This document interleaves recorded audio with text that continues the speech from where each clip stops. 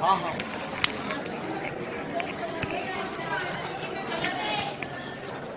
क्या एक गलत है ना?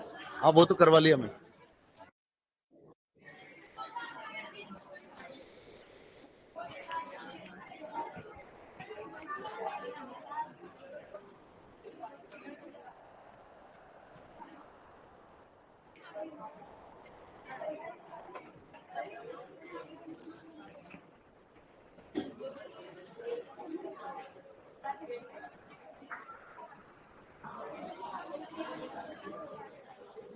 आवाज नहीं है।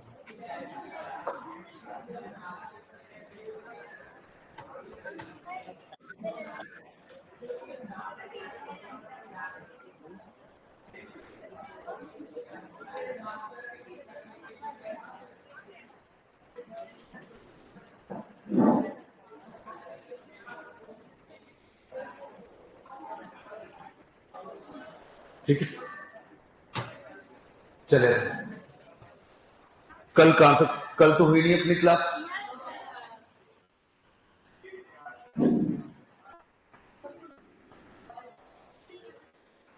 मार्कर कहाँ है? चले अब पुराना कुछ याद है? थोड़ा एक्टिव हो जाओ भाई, ऐसे मरे हुए नहीं है। क्या इलेक्ट्रॉनिक विन्यास याद है? पक्का पूछ लो। क्रोमियम आते ही डी में, एस में। कॉपर आते ही डी में, एस में। जिंक आते ही डी में, एस में। आयरन आ गया तो डी में, एस में। निकल आ गया तो डी में, एस में। एस और डी में से हटाने तो पहले क्या एस से हटेंगे? जब जब डी में 6 आएंगे, डी में कितने? 6, तब तब अयुग्म में कितने? 4, 8, 6, 5, 10, 0। क्या कहानी क्लियर है? उसके बाद अपने पास बहुत ज्यादा इंपॉर्टेंट चीज आई थी। क्या जंग कद होगी व रोएगा कौन? क्या ये डी ब्लॉक तत्व है? परंतु संक्रमण तत्व नहीं है। संक्रमण तत्व क्यों नहीं है? एग्जाम वाला यही पूछेगा कि जंग कद होगी व रोएगा कौन संक्रमण तत्व नहीं है, इसका कारण बताओ। मतलब इन सबके डी में कितने आते हैं? 10। क्या डी में 10 आना पूर्णपूरित है? या इनडायरेक्टली कह दो इनमें अयुग्मित इलेक्ट्रॉन कितने? 0। क्या कहानी क्लियर है? इसके बाद वेरी वेरी इंपॉर्टेंट चीज आई थी, चुंबकीय गुण। क्या आए थे? चुंबकीय गुण। क्या एक का नाम अनु था? एक का नाम प्रीति। क्या अनु आकर्षित या प्रतिकर्षित? जबकि प्रीति प्रतिकर्षित। इंग्लिश नाम याद है? ये क्या है? पैरा, जबकि ये डाया। कहानी क्लियर है? क्या ये सामान्यतः रंगहीन होते हैं? जबकि ये कैसे होते हैं? रंगहीन। क्या कहानी क्लियर है? अब बताओ, थोड़ी बहुत रेडॉक्स नाम की या ऑक्सीकरण अवस्था ज्ञात करना आता है? कितनों को आता है? बिल्कुल नहीं आता। बाकी क्योंकि आ तो रखे एग्जाम में क्वेश्चन। मतलब जैसे अब मैं आपको ऐसा दे दूं, मैं आपको कॉपर +1 कॉपर +2 इस रूप में दूं, तब तो आप बता दोगे। बताओ ये अनुचुंबकीय या प्रतिचुंबकीय? इतनी हालत खराब है। बताओ डी में कितने होते हैं? 10, एस में 1। डी में 10, एस में 1। कितने हटाने? 1। क्या डी में 10 रहेंगे? डी में 10 वाला अनु या प्रीति? प्रीति। और प्रीति वाले कैसे? रंगहीन। क्या यही कहानी है? अब बताइए यहाँ कितने हटाने? 2। क्या 9 रहेंगे? 9 आते ही सीधा कौन सा? अनु। और ये कैसा? रंगहीन। क्या कहानी क्लियर है? पूरी एक टेबल बनवाई थी जिसमें आयन, इलेक्ट्रॉनिक विन्यास, डी के इलेक्ट्रॉन, अयुग्मित इलेक्ट्रॉन, अणु, प्रीति, रंगहीन और रंगहीन। क्या ये आया? बट मैं अब आपको इस रूप में दे दूं आयन नहीं दूं,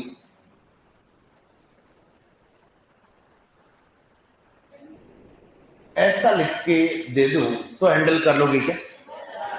या पॉसिबल नहीं है?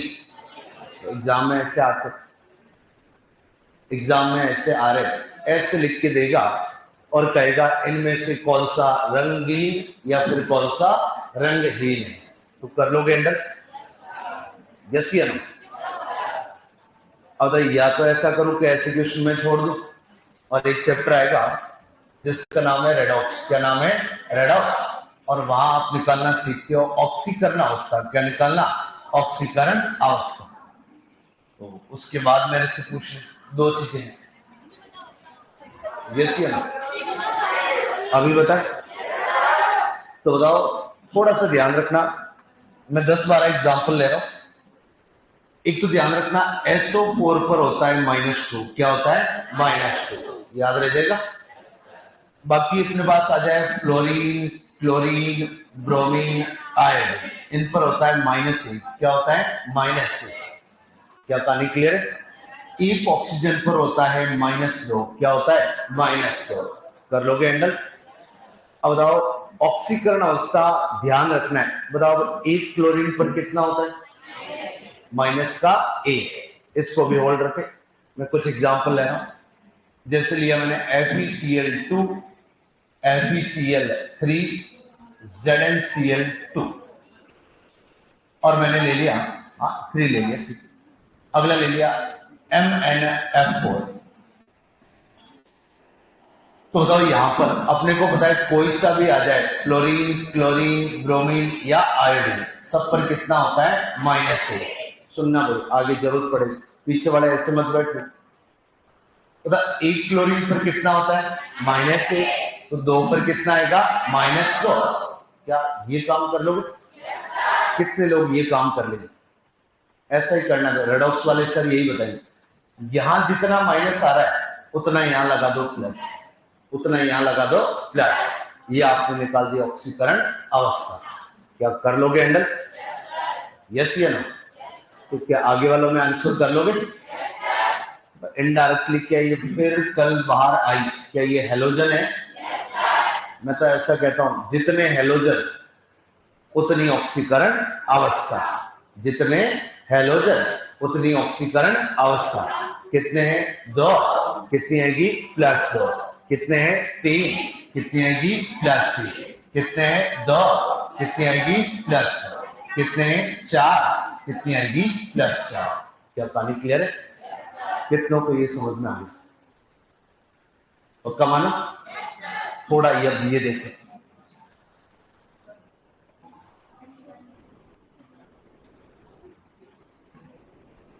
जब मैंने विद्युत ऋणता पढ़ाया था तो कुछ ऐसे एग्जाम्पल लिए थे, कुछ याद आया? 4 दूनी 8, 1 गया 7, 3 दूनी 6, 1 गया 5, 2 दूनी 4, 1 गया 3। अगला देख, हाँ KMnO4। बताओ 4 दूनी 8, 1 गया 7, K2MnO4। तो जब 1 था तो 1 माइनस करा, अब कितने? 2। 4 दूनी 8, 2 गए 6। क्या कहानी क्लियर है? अब थोड़ा सा देखना, आप जिस तत्व की अभी मैंने जो एग्जांपल लिए, जिस तत्व का आप निकाल रहे हो, या मैग्नीज या chlorine, chlorine, chlorine, iron, iron, zinc और मैग्नीज, ये तत्व एक एक है या दो दो है? तो यहाँ आयरन कितना? 1, यहां भी 1, यहां भी 1। क्या सारे तत्व एक एक है?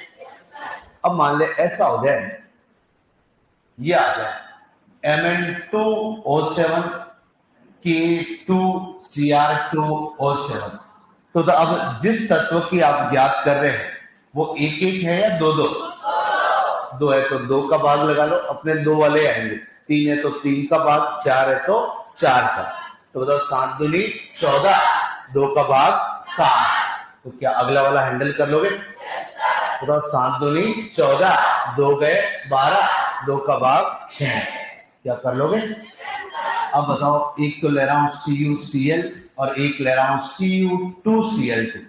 क्या कर लोगे हैंडल? बताओ यहाँ एक माइनस है तो यहाँ कितना आएगा? प्लस। बताओ यहाँ एक है -2 तो कितना आएगा? +2। क्या कहानी क्लियर है? बट बताओ एक है या दो? दो का भाग लगाऊंगा तो प्लस का एक। अब ये सारी कहानी समझ में आ गई तो बहुत बढ़िया, नहीं तो ये काम है रेडॉक्स का। किसका है? रेडॉक्स का। वहां आपको सारा यही काम करना है। क्या कर लोगे हैंडल? एक आध क्वेश्चन ऐसा लिखवा दो, एक आध लिखवा देता हूं, लिखो। अब जैसे मेरे को ये बताओ, इसका क्या आएगा? ZnSO4 जिंक का निकालना है। बताओ अभी जस्ट बता के आया, SO4 पर क्या होता है? -2। इस पर आ गया -2 तो इस पर +2। अब बताना ये वाला।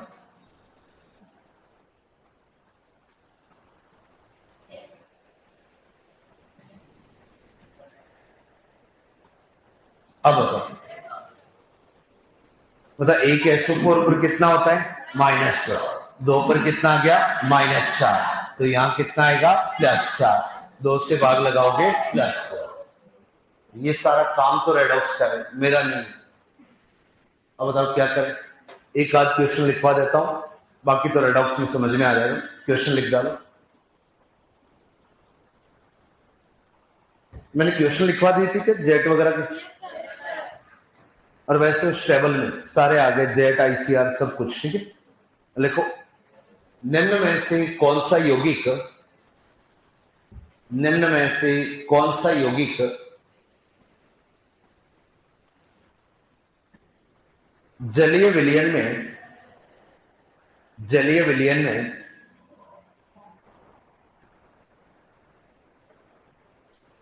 कौन सा यौगिक जलीय विलयन में रंगहीन है?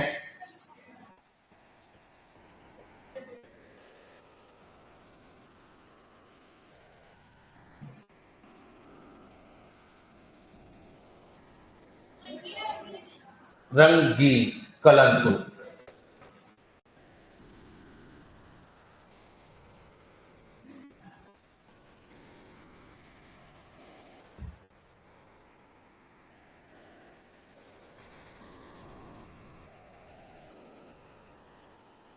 कर लोगे हैंडल? रंगीन पूछा है आराम से। तो इंग्लिश मीडियम वालों को तो ज्यादा दिक्कत नहीं है। बताओ जितने हेलोजन, क्या उतनी ऑक्सीकरण अवस्था आएगी? बताओ क्या यहाँ टाइटेनियम +4 में आ जाएगा? तो बताओ अब आगे आप बता दोगे यस या नो? बताओ यहाँ जिंक में किस में आएगा? +2। यहाँ Fe किस में आएगा? +2। अब बताओ कॉपर एक या दो? दो। दो है या एक है? दो। तो ऑक्सीकरण अवस्था कितनी? एक। ऐसे क्वेश्चन जेट में आएंगे, या तो था 22 में या 23 में। डायरेक्ट ऐसे नहीं, ऐसे दे तो पूरी दुनिया कर ले, और उसने इस फॉर्मेट में दिए थे। नहीं ज्यादा हो तो अपना अगला चैप्टर आएगा उप सेंसिटिव क्योंकि। हाँ तो बताओ अब तो आंसर आ जाएगा, अब तो कर लोगे। कितनों को हवाई नहीं लगा ये वाला? अब आप क्यों नहीं लग रहा है आपको? यहां से यहां जाना नहीं आ रहा, तो बताओ अब तो बता दोगे क्या? बताओ यहाँ डी में कितने आएंगे? बताओ होते कितने डी में? 2। एस में 2। डी में 10। एस में 2। डी में 10। एस में 1। डी में 6। एस में 2। कितने हटाने? 4। क्या 4 उड़ गए? तो डी में कितना? 0। अगला कितने हटाने? 2। क्या ये हट गए? कितने हटाने? 1। कितने हटाने? 2। बताओ अपने डी में 0 या डी में 10 वाले अणु या प्रति, और प्रीति वाले रंगहीन या रंगहीन? कैसे होते हैं? रंगहीन। जबकि ये कैसा होगा? अणु, और अणु वाले कैसे? रंगीन। अपने को रंगीन पूछा है, आंसर कौन सा? चौथा। अब एक करवा, ज्यादा इसमें टाइम वेस्ट नहीं करो, क्योंकि जब तक आपको यहां से यहां नहीं आ रहा है तब तक किसी काम का नहीं है।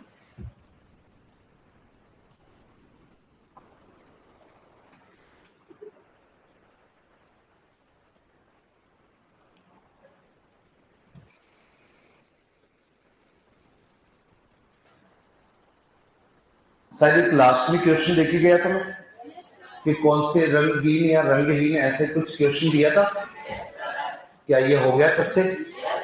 फिर से कह रहा हूं, इस क्वेश्चन में तभी आपकी कमांड होगी जब आपको ऐसे देगा एग्जामिनर, आपको ऐसे बनाने आ जाए। और ये सारा काम आप सीखोगे रेड ऑप्शन। कहां सीखोगे? Red option. तो थोड़ा सा वेट करना पड़ेगा। चले आगे, अगला हेडिंग लगाओ। एक मेरे को ये तो बताइए तो, ZnSO4 Ag2SO4 ये क्या होगा? अनुचुंबकीय या प्रतिचुंबकीय? तो यहां से इस पर -2 तो इस पर क्या आ जाएगा? प्लस आएगा, नहीं आएगा? बताओ, एक SO4 पर आवेश कौन सा होता है? -2। अब बताओ ये आवेश बताओ, +1 Ag पर या +2? +1 या +2? मतलब 1 पर -2, 2 पर -4, कितना आएगा? +4। 2 का भाग दूंगा तो Ag +1 या +2? +2। क्या कहानी क्लियर? सिर्फ मैं ये लिख लू,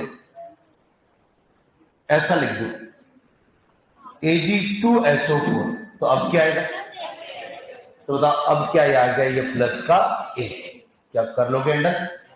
ये अपने जेट में आया, तो ये एक जेट के एक ऑप्शन में था। ये सारी कहानी रेड ऑप्शन आएगी तो ज्यादा इस पर मैं नहीं बता रहा। चले आगे, ये लिख लेना भाई।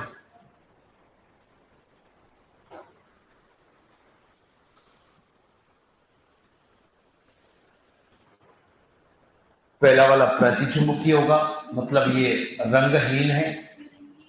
ये होगा रंगहीन, जबकि ये फिर से कैसा? रंगहीन।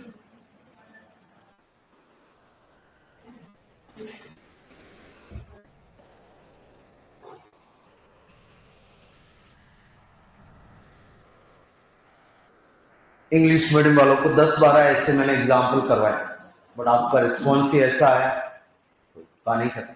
हाँ, वहां रेडॉक्स हो गया है इसलिए उनका आंसर आ रहा है। ठीक, आपके भी हुआ होता रेडॉक्स तो आपके भी आंसर आते। ठीक, हो जाएगा रेडॉक्स भी स्टार्ट अप।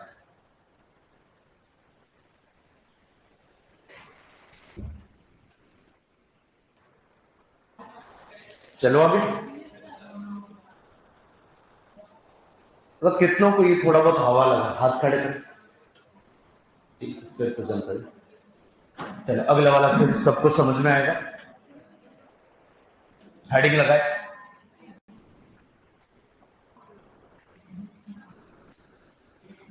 चुंबकीय आघूर्ण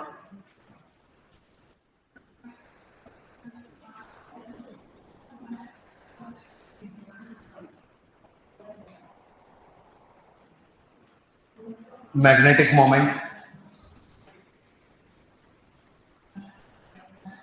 यहां से जेट में भी क्वेश्चन आ रखे हैं और CUT में भी आ रखे हैं।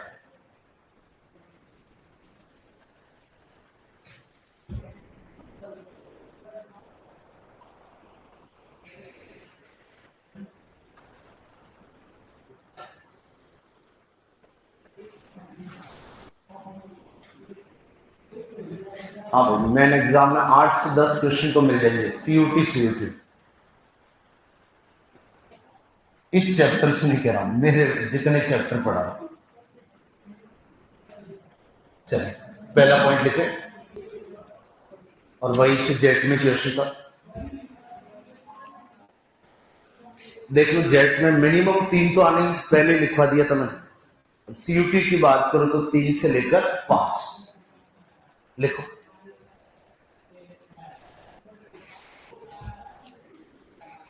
लिखो, संक्रमण तत्वों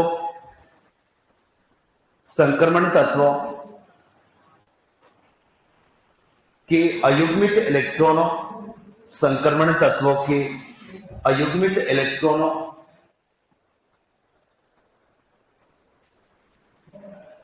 इलेक्ट्रॉनों व चुंबकीय आघूर्ण में संबंध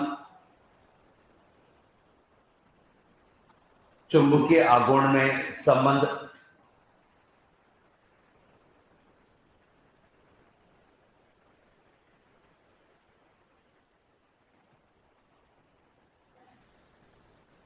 जो लाइन लिखवाई है वही जेट में है कि संक्रमण तत्वों के अयुग्मित इलेक्ट्रॉनों व चुंबकीय आघूर्ण में संबंध बताए। तो बताइए ये संबंध आ गया आपके पास, देखें क्या क्या है इसमें चीजें। बताइए हम म्यू तो बता रहा है आपको चुंबकीय आघूर्ण, क्या बता रहा है? चुंबकीय आघूर्ण। मैंने पहले ही क्लियर कर दिया था इस चैप्टर में छोटा एन मतलब क्या होगा? अयुग्मित इलेक्ट्रॉन एक्टिव हो जाए भाई जनता। हाँ पानी आ रहा है तो या तो इस तरफ शिफ्ट हो जाओगे, इस तरफ आ जाओ, जो भी। और यहाँ बी और एम का मतलब है, बी इसकी बोहर और एम का मतलब है मैग्नेट्रॉन। शिफ्ट हो जाओ जो भी, थोड़ा इस तरफ। अब देखिए थोड़ा सीरियस हो जाए सारी जनता, इंपॉर्टेंट पार्ट है। तो यहाँ म्यू का मतलब क्या होगा? चुंबकीय आघूर्ण। थोड़ा एक्टिव हो जाए ऐसे नहीं। म्यू का मतलब क्या है? चुंबकीय आघूर्ण। एन का मतलब क्या है? अयुग्मित इलेक्ट्रॉन। और इस चुंबकीय आघूर्ण की इकाई होती है बोहर मैग्नेट्रॉन। क्या होती है? Bohr magnetron. तो क्या सारी चीजें आ गई? अब मेरे को बताओ थोड़ी बहुत मैथ आती है क्या? मतलब जैसे मैं आपको दे दूं अंडर 8, अंडर 16, अंडर 9, अंडर 25 और अंडर 36, तो क्या इनका आंसर कर दोगे? बताओ अंडर 9 कितना? 3, 16 4, 25 5, 36 6। क्या कहानी क्लियर है? पहले तो हाथों हाथ सारी जनता ये फॉर्मूला याद करे। बताओ चुंबकीय आघूर्ण व अयुग्मित इलेक्ट्रॉनों में संबंध क्या है? Mu is equal to under n plus 2 B M. B का मतलब बोहर, एम का मतलब मैग्नेट्रॉन। तो पहले सारी जनता देखना। बताओ अपने पास डी में कहां से कहां तक इलेक्ट्रॉन आ सकते हैं? डी में बताओ 1 से लेकर 10। तो बताओ अपने को यहाँ डी के इलेक्ट्रॉन से मतलब है या अयुग्मित? अयुग्मित। अब आप ही बताना, क्या डी में 1 है तो अयुग्मित कितना? 1। 3 है तो 5 है तो 6 है तो 8 9 10 और 0। तो अब थोड़ा सा दिमाग लगाना, पहले मैं 10 और 0 वाले को निपटा देता हूं। तो बताओ इस केस में क्या अयुग्मित इलेक्ट्रॉन 0 आएंगे? क्या सारी जनता एग्री है? तो बताओ इस एन के इस 0 मान को आप यहां रखो तो बताओ क्या आएगा? बताओ अंडर 0 प्लस 2। अब मेरे को बता दो, मैं आपको लिखूं 2 3 3 2 4 2। तो इस ब्रैकेट का मतलब कितनी जनता को पता है? बताओ जोड़ बाकी गुणा भाग। एग्रीकल्चर वाले को सब बताना पड़ेगा। इस ब्रैकेट का मतलब है गुणा। क्या करना है? गुणा। 3 को 2 से गुणा 6, 3 को 2 से 6, 4 दूनी 8। तो क्या यहां पर कर लोगे? गुणा करना है। ब्रैकेट का मतलब क्या होता है? गुणा। तो अब देखें यहां पर 0, 2 में 0 जोड़ोगे तो कितना आएगा? 2। और 2 को 0 से गुणा करोगे तो 0। क्या कहानी क्लियर है? कितनों को समझ में आएगा? तो बताओ जब जब भी डी में कितना आएगा? 0, या डी में कितना? 10, तब तब अयुग्मित कितना? 0। और अयुग्मित 0 है तो चुंबकीय आघूर्ण कितना? 0।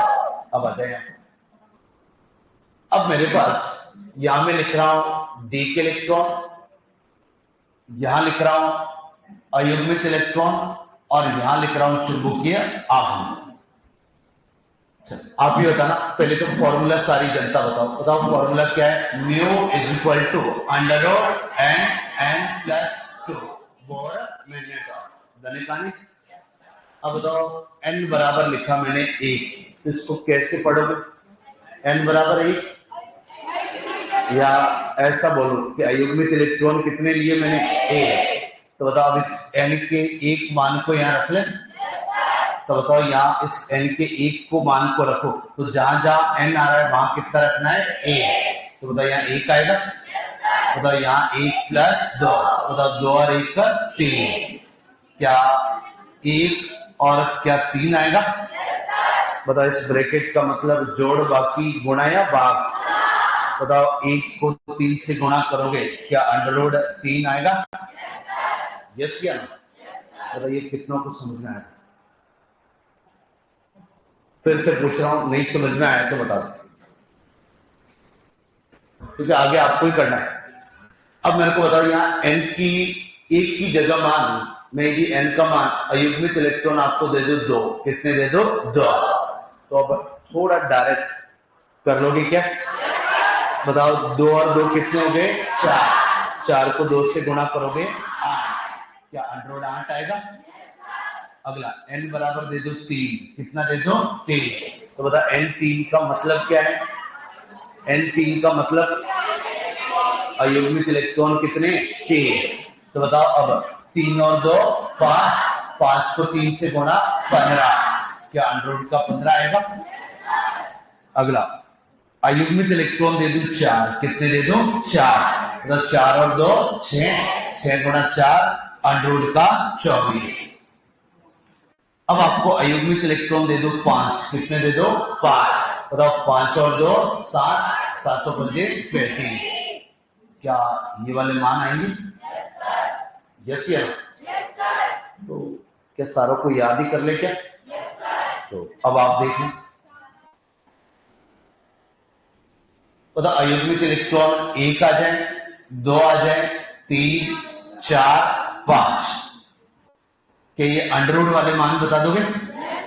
अंडर रूट तीन, अंडर रूट आठ, under root 15, under root 24, under root 35, क्या पानी क्लियर है? तो बताओ अब डी के इलेक्ट्रॉन बताएं। पहले तो बताओ ये कहानी कितनों को समझ में आ गई? हाथ खड़े करके। क्या अभी सारे मैंने सॉल्व किए? तो अपने को बार बार सॉल्व करने की जरूरत नहीं, सीधे याद होना चाहिए और हाथों हाथ याद करो। जब भी अयुग्मिक इलेक्ट्रॉन कितने आएंगे? एक। चुंबकीय आघूर्ण कितना? अंडर रूट तीन। दो है 8, तीन 15, चार 24, पांच 35, क्या पक्का याद हो गया? तो बताओ अयुग्मित इलेक्ट्रॉन तीन, तो चुंबकीय आघूर्ण तीन पर अंडर रूट 15, अंडर रूट वाला भी बोले अंडर रूट 15, दो है तो अंडर रूट 8, एक है तो अंडर रूट 3, चार है तो अंडर रूट 24, पांच है तो अंडर रूट 35। अयुग्मित इलेक्ट्रॉन जीरो, तो चुंबकीय आघूर्ण जीरो, क्या पानी क्लियर है? पक्का मान ले। अब देखिए मैंने यहां लिखे डी के इलेक्ट्रॉन, क्या लिखे हैं? डी के इलेक्ट्रॉन।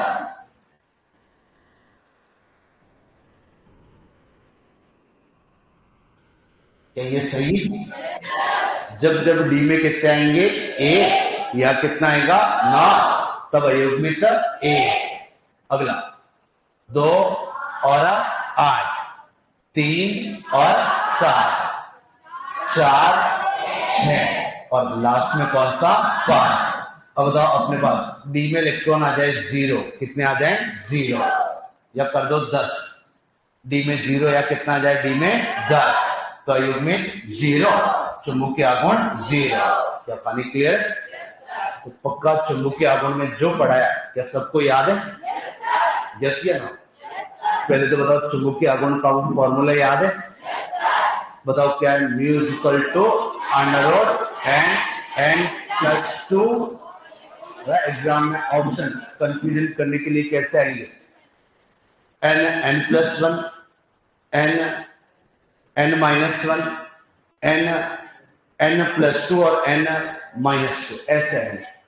तो बताओ फॉर्मूला परफेक्ट याद होना जरूरी। बताओ mu is equal to under root n plus 2, बाहर क्या लिखा मिलेगा? B M. बी का मतलब बॉर, एम का मतलब मैग्नेटॉन, क्या पानी क्लियर है?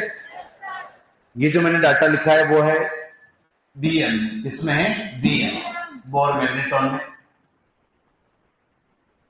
अब बताओ एग्जामिनर ऐसा भी करता है कि इनको आगे अपने को सॉल्व करने के लिए बोलता है, इनको आगे सॉल्व करने के लिए बोलता है।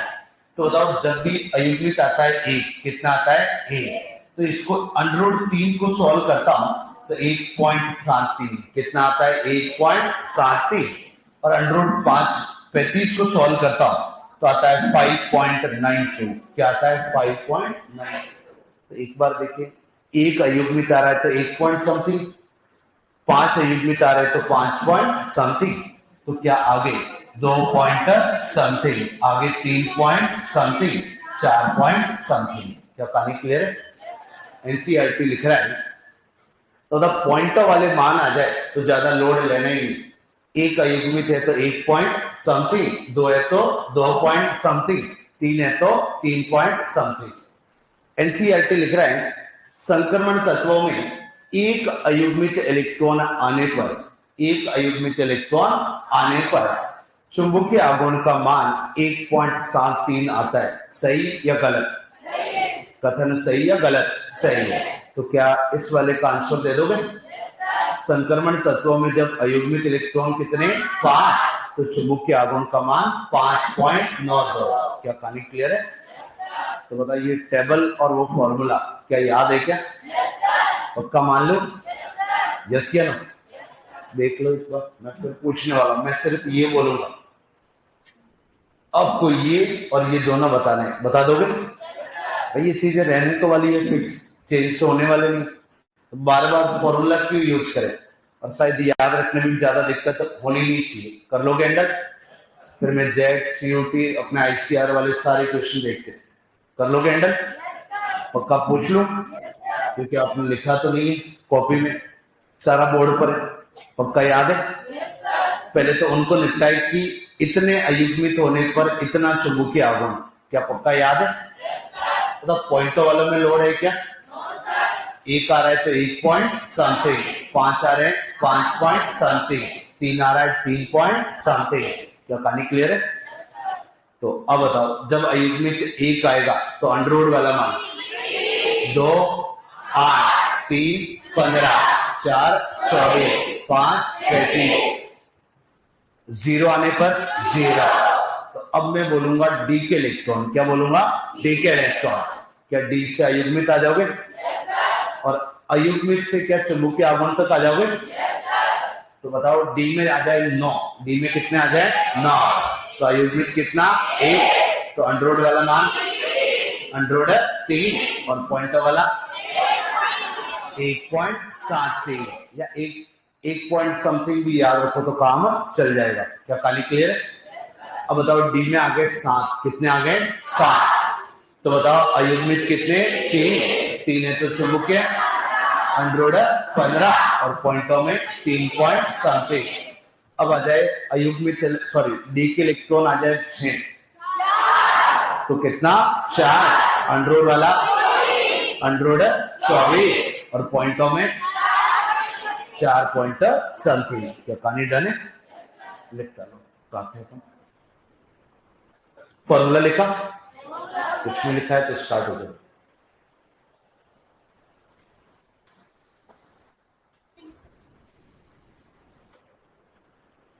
जेट में डायरेक्ट फॉर्मूला ही पूछा गया।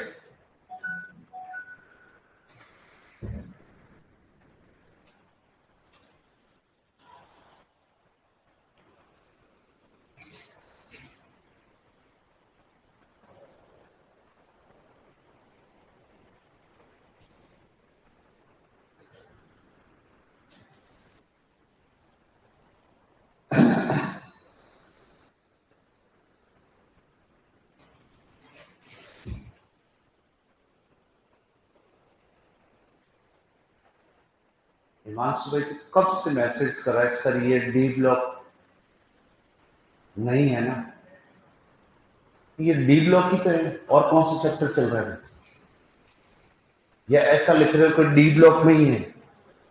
यदि ये मैसेज है कि ये डी ब्लॉक का ही पार्ट है तो यस, और ये पूछ रहे हो कि सर ये डी ब्लॉक नहीं है क्या, तो मैं कह रहा हूं ये डी ब्लॉक ही है।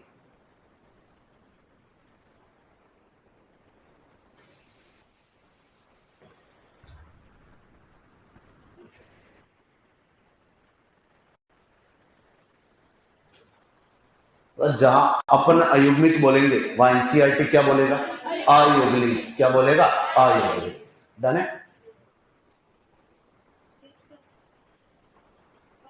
हाँ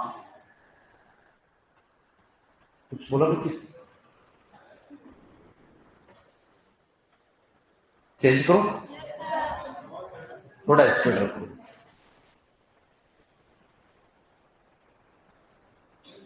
चेंज कर लो भाई। अब तो पहले एक आध आप इनमें से कोई एग्जांपल काम करें।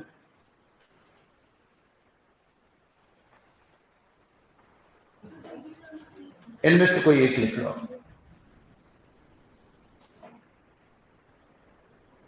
एक एग्जांपल लिख लो।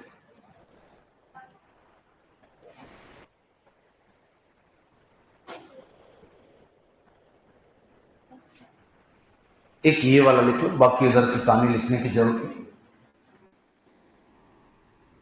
तो थोड़ा आइडिया रहेगा कि फॉर्मूला यूज कैसे करना है। सीट के अभी क्वेश्चन ठहरो, मैं करवा लूंगा, थोड़ा ये सारा पढ़ाने दो मेरे को।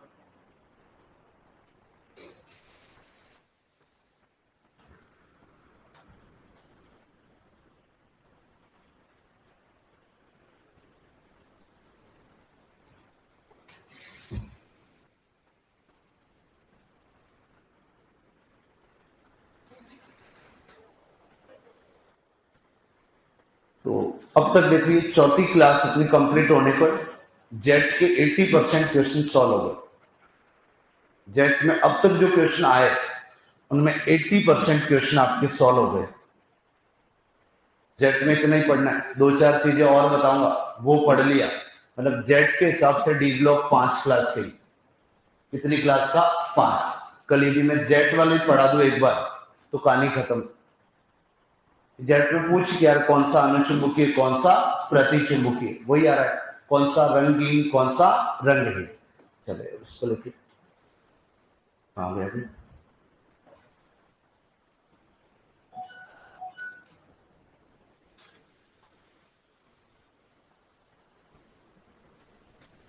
छोटे एन का क्या मतलब है, अयुग्मित इलेक्ट्रॉन। पूरे चैप्टर में कह रहा हूं।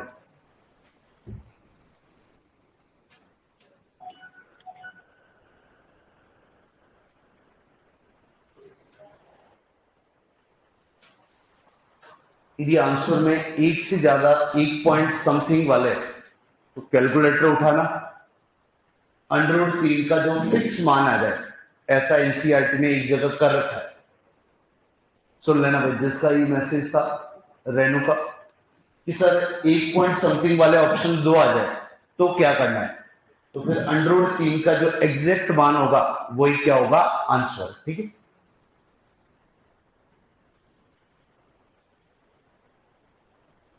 जेट में कह रहा हूं मेरे वाले पढ़ लो, आपके 10 से 12 क्वेश्चन श्योर सही हो गए।